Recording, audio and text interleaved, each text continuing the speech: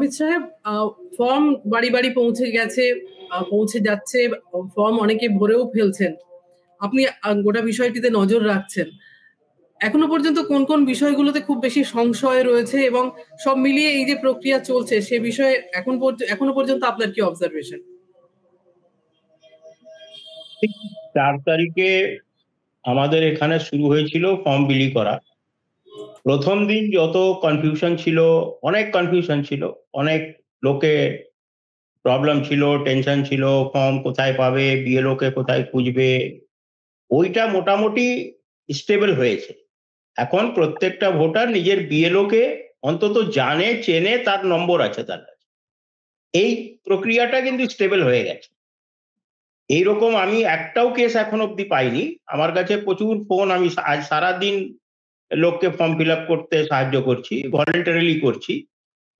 এটা আমাদেরই কাজ, মানে যারা আমরা প্রক্রিয়ার সঙ্গে খুব ভালো করে প্রসেসের সঙ্গে যুক্ত ছিলাম বা বুঝি আমরা, তারা আমাদের একটা দায়বদ্ধতা আছে লোককে হেল্প করা।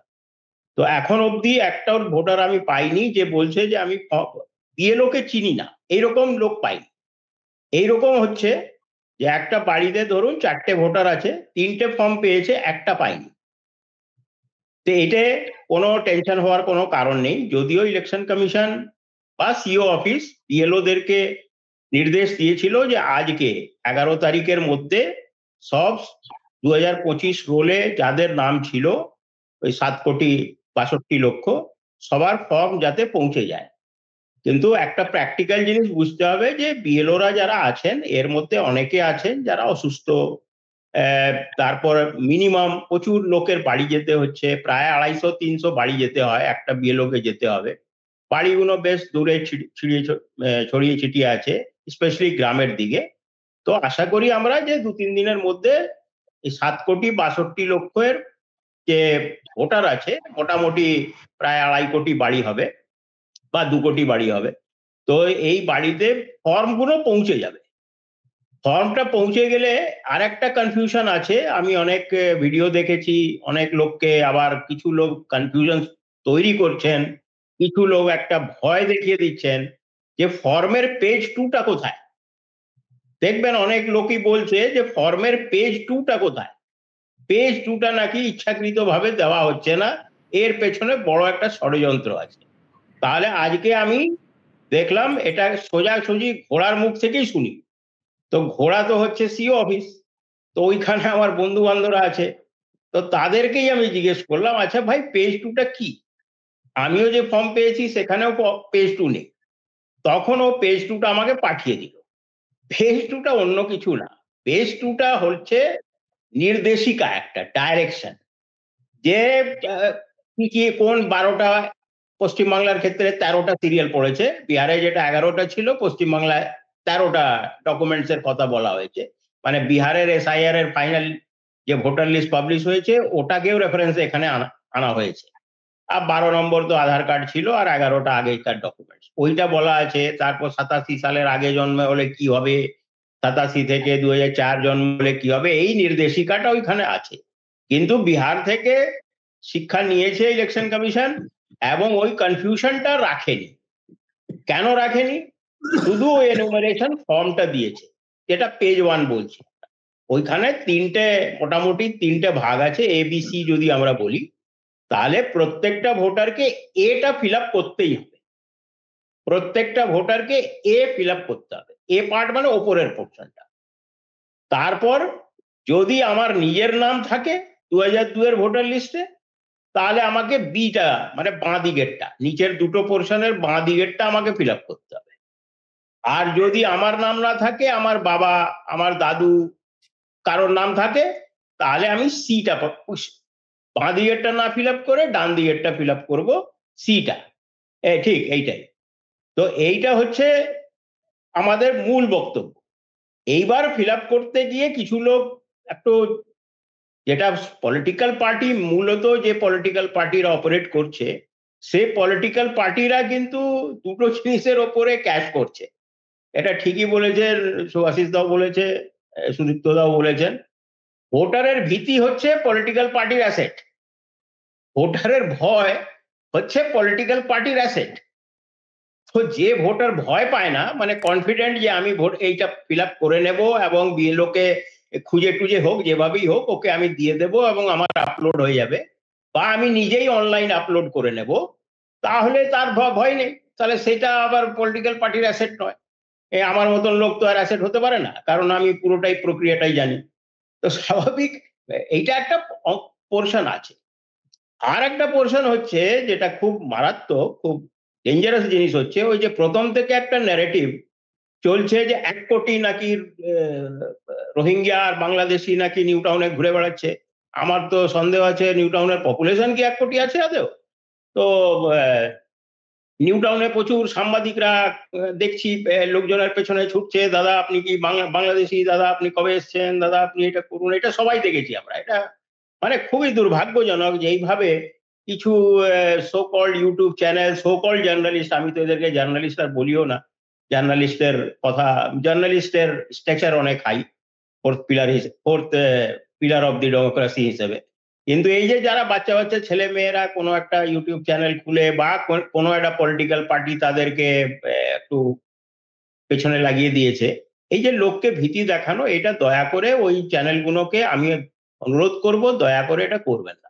আপনি হেল্প করছেন না, কিন্তু তাকেও ভয় দেখাবেন না, তার ঘরে ঢুকে যাচ্ছে, তার পাড়াতে ঢুকে যাচ্ছে। আমি তো নিউ টাউনে থাকি, আমি জানি এখানে প্রচুর রাজমিস্ত্রি কাজ করে, মুর্শিদাবাদে বাড়ি, মেদিনীপুরের লেবাররা এখানে কাজ করে, তারা ছোট ছোট ঝুপড়ি করে ওই বিল্ডিং এর বাইরেই, যে বিল্ডিং এ কাজ করছে সেই বিল্ডিং এর কম্পাউন্ড ওয়ালে দেখা যাবে একটা ছোট ঝুপড়ি করে ওখানে রান্না করে খাচ্ছে, ফ্যামিলি নিয়ে থাকছে, প্রচুর লোক আছে এরকম। তো তাদের সবাইকে এরা কিন্তু মুর্শিদাবাদ মালদা ও লেবারের কাজ করতে এসছে বেচারা, ও নিজের রুজি রোজগারের জন্য এসছে। তো এইটা দয়া করে করবেন না, এইটা একটা পার্ট। আর যেটা সুদীপ্তদা বলছিলেন, এখানে অ্যাডমিনিস্ট্রেটিভলি এটা কোনো ইস্যু প্রবলেম নেই। Political party, main political party যে আমাদের রাজ্যে আছে, রুলিং পলিটিক্যাল পার্টি, তারা প্রচুর ভলেন্টিয়ার নামিয়েছে, তারা ক্যাম্প করে লোকজনকে হেল্প করছে, ফর্ম ফিল আপ করতে, ফর্ম দিতে, ফর্ম দেওয়া করাতে, বিএলও সঙ্গে যোগাযোগ করাতে প্রচুর ভলেন্টিয়ার নামিয়েছে। 81,000 বুথ আছে আমাদের রাজ্যে। 81,000 মানে হচ্ছে 81,000 বিএলও থাকা। তো 81,000 বিএলও, তার সঙ্গে একটা বিএলএ দেওয়ার, বুথ লেভেল এজেন্ট দেবে পলিটিক্যাল পার্টি। তো একমাত্র মূল পলিটিক্যাল পার্টি ম্যাক্সিমাম বিএলএ দিতে পেরেছে, আর কেউ দিতে পারে। বাকিরা কলকাতায় বসে ওই সিও অফিসে গিয়ে ধর্ণা দিয়ে সাহেবের সঙ্গে দেখা করে, অ্যাডিশনাল সিওর সঙ্গে দেখা করে একটা কমপ্লেন ঢুকে দিয়ে চলে আসছেন, মিডিয়াকে 2-4টা কথা বলে দিচ্ছেন, এতে ভয়ে ভীতি বাড়ছে। এটা না করে দয়া করে নিজের লোকজনকে যদি সত্যি হেল্প করতে হয় তাহলে বিএলএ অ্যাপয়েন্ট করতে হবে, এবং তাকে বাড়িতে গিয়ে অ্যাটলিস্ট একটা সাধারণ গরিব মানুষ, একটা ভোটার, তার হচ্ছে ওকে ফর্মটা ফিল আপ করতে একটু সাহায্য করা। ও বেচারা হয়তো ল্যাঙ্গুয়েজটা বুঝতে পারছে না, কোথায় কি লিখবে বুঝতে পারছে না, এইটাকে যদি হেল্প করতে পারতো পলিটিক্যাল পার্টি, মূল পলিটিক্যাল পার্টি করছে। আরো একটা পার্টি যেটা বহুকাল এই কাজ করেছিল, 34 বছর, এবং তারা খুব ভালো নিখুঁত জানে এই কাজগুলো করা, তারাও অনেকটা করছেন, লোকজনকে হেল্প করছেন। তো এইটা যদি করা যায় তাহলে মানুষের কোনো সমস্যা হবে না। যারা ডেড ভোটার অটোমেটিকলি ডিলিট হবে, এটা এমন কিছু ইস্যু, ওটা অটোমেটিকলি ডিলিট হবে। হ্যাঁ, এইটাই হচ্ছে, কোনো ভীতি নেই, অ্যাডমিনিস্ট্রেটিভলি কোনো প্রবলেম নেই। এবার পলিটিক্যাল অ্যাঙ্গেল তো থাকবে, বিহারে আরো মারাত্মক ছিল, এখানে তো সেই রকম নেই। আর বাংলা যেটা সুভাষিস দা বললেন, বা আমরা চিরকালই বলে এসেছি, বাংলা কিন্তু প্রচুর সচেতন মানুষ আছে এখানে। এখানে প্রত্যেকটা লোক সচেতন আছে, প্রত্যেকটা লোক পড়াশোনা করে, প্রত্যেকটা লোক এখানে লোকের সঙ্গে যোগাযোগ করে। এখানে ওই ন্যারেটিভ এইখানে চলবে না যে অমুক কমিউনিটির ভোট কার্ড কেটে দেবো, অমুক কমিউনিটি এটা করে দেবো, ওটা করে দেবো, এটা বাংলা সহ্য করে না। বাংলাতে লোকজন খুব সচেতন এবং পলিটিক্যালি খুব বেশি সচেতন। সেই জন্য যারা জেনুইন ভোটার, আশা করি কোনো জেনুইন ভোটারের নাম কাটবে না যদি ও ফর্মটা ফিল আপ করে বিএলওকে হ্যান্ড ওভার করে। আর থেকে 2 কপি ফর্ম পাবে, হ্যাঁ, একটা রিসিভ করাবে, একটা বিএলওকে জমা দেবে, বিএলও ওটা আপলোড করবে। কিছু কিছু ক্ষেত্রে কনফিউশন থাকছে। হ্যাঁ সুদীপ্তদা আপনি বলুন। সুদীপ্তদা আপনি মিউট রয়েছেন। আমার আমার দুটো নির্দিষ্ট প্রশ্ন আছে আবিদ সাহেব, আপনাকে এখানে জিজ্ঞাসা করতে। দুটো কপি করে তো ফর্ম দেওয়া হয়েছে, 2 কপি কি ভরে জমা দিতে হবে ছবি শুদ্ধ? আর দ্বিতীয়টা ঠিক একটা কপি জমা দেবো?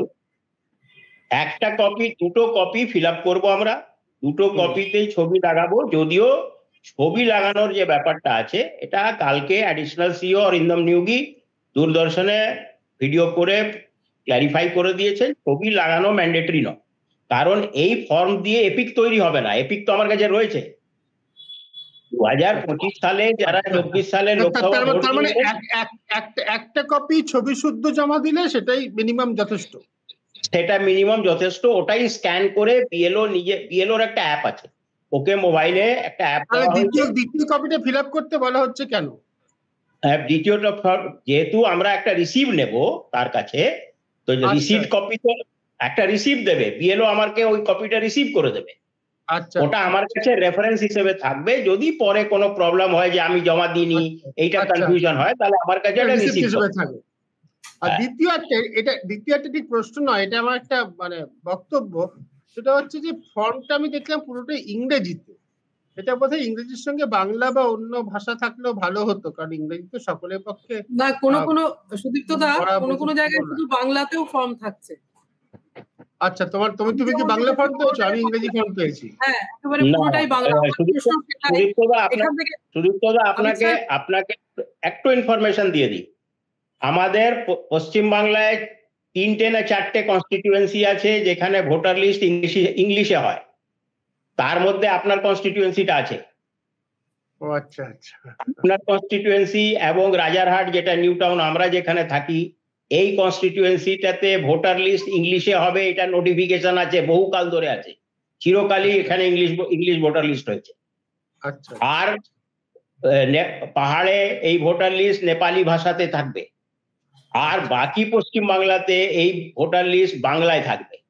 সেই জন্য যারা, আপনি যে জায়গায় থাকেন সল্টলেকে, ওইখানে ভোটার লিস্ট ইংলিশে হবে, সেই জন্য আপনি ইংলিশে ফর্মটা পেয়েছেন। আচ্ছা আচ্ছা, ঠিক আছে। তিনটে বা 4টে কনস্টিটিউয়েন্সি আছে, ইংলিশে থাকে। আবিদ সাহেব, এখান থেকেই প্রশ্ন যে তৃতীয়টা কোনটা? একটা আমারটা, একটা আপনারটা, তৃতীয়টা কোনটা? হ্যাঁ, আর একটা আছে মোস্ট প্রবাবলি শিলিগুড়ি আছে, যেখানে কসমোপলিটন কালচার আছে, বিভিন্ন লোকের ভাষাভাষী লোকেরা থাকে এবং এডুকেশনাল স্ট্যান্ডার্ড খুবই হাই আছে। রাজারহাট, নিউ টাউন আছে, সল্টলেক যেটা আপনি আছেন, এক সময় তো বেলগাছিয়া ইস্ট ছিল, যেটা বেলগাছিয়া ইস্ট সিট হতো নর্থ 24 পরগনায়, সেটাও ইংরেজিতে হতো। দমদমটা মোস্ট প্রবাবলি ইংরেজিতে হতো, এখন জানি না, এক সময় ওটা হতো। কিন্তু আপনারটা অবশ্যই ইংরেজি তখনও ছিল, এখনো আছে। আচ্ছা, একদম। আবিদ সাহেব, অনেকে এই প্রশ্নটা করছেন যে বাংলায় ফর্ম পাচ্ছেন, তারা শুধু বাংলাতেই ফর্মটা ভরবেন নাকি বাংলার সঙ্গে ইংলিশেও নিজের নামটা লিখে দেবেন? এরকম কোনো প্রয়োজন কি আছে, বা দুরকম ভাষায় লিখলে কি কোনো অসুবিধা? ম্যান্ডেটরি কিছু নেই। ম্যান্ডেটরি নয় যে বাংলায় লিখতে হবে বা ইংরেজি লিখতে হবে, ঠিক আছে, এটা কালকে ক্ল্যারিফাই হয়েছে। কিন্তু বাংলায় লিখতে কেন বলা হচ্ছে আমি তার কারণ বুঝিয়ে দিই। কারণটা এরকম হচ্ছে যে আমাদের ভোটার লিস্ট, আমি কিন্তু সুদীপ্তদার কনস্টিটিউয়েন্সির কথা বলছি না, ওনারটাতে কোনো কনফিউশন হবে না, কারণ ওনার ইংরেজিতে ফর্ম ফিল আপ করবেন, ইংলিশে ভোটার লিস্ট হবে, ইংলিশে এপিক হবে, সবকিছু ইংরেজিতে। কিন্তু গোটা পশ্চিম বাংলা প্রায় 290টা কনস্টিটিউয়েন্সি, আর পাহাড়টা বাদ দিলে 285-86টা কনস্টিটিউয়েন্সি বাংলাতে হয়। বাংলা থেকে ইংরেজিতে ট্রান্সলিটারেশন করে যখন ট্রান্সলেট করে না, তখন একটা বিদ্ভুত ব্যাপার সবার চলে আসে। তো সেই জন্যই বলেছে যে বাংলাতে করলে, কারণ আমার ভোটার লিস্টটা তো বাংলাতে পাবলিশ হবে। এবার ধরুন আমারই নাম যেরকম হুসেন, আমি হুসেন লিখি, HUSSA হুসেন। এবার করতে গিয়ে অনেকে হোসেন করে দেয়, এটা করে দেয়, ওটা করে দেয়, মূর্ধন্য দন্তন্য কি হবে, এন, আমরা যাই বলি না কেন, মূর্ধন্য দন্তন্য এনই লেখা হবে ইংরেজিতে। তো সেই জন্যই বলা হয়েছে যে বাংলাতে লিখুন। তাতে কি হবে যে ভোটার লিস্টটা যখন ড্রাফট পাবলিশ হবে, এইটাই তো স্ক্যান হচ্ছে, তো ভোটার লিস্টটা যদি যখন ড্রাফট পাবলিশ হবে 9 ডিসেম্বর, তখন বাংলাটা থাকবে, বাংলাটা স্ক্যান হয়ে আসছে, তো বাংলাটা থাকবে, তাহলে বানান গণন একটা ঠিকঠাক থাকবে।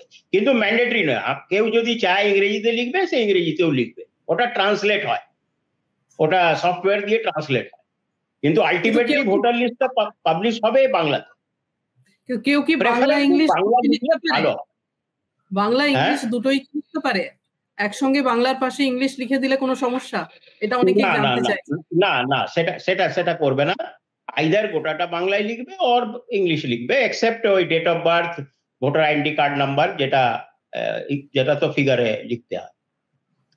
কিন্তু আদারওয়াইজ বাংলা লিখলে পুরোটা বাংলা, ইংলিশ না। যদি লিখতে গিয়ে ভুল, সেই জন্য দুটো বার্থ আছে। একটা তো হচ্ছে যে প্রথমে আমি সাজেস্ট করব, যারা এখনো ফর্ম ফিল আপ করেননি, যে ফর্মটা আমাদেরকে দেওয়া হয়েছে ভোটারকে, সে ওপরে দেখবেন একটা কিউআর কোড আছে।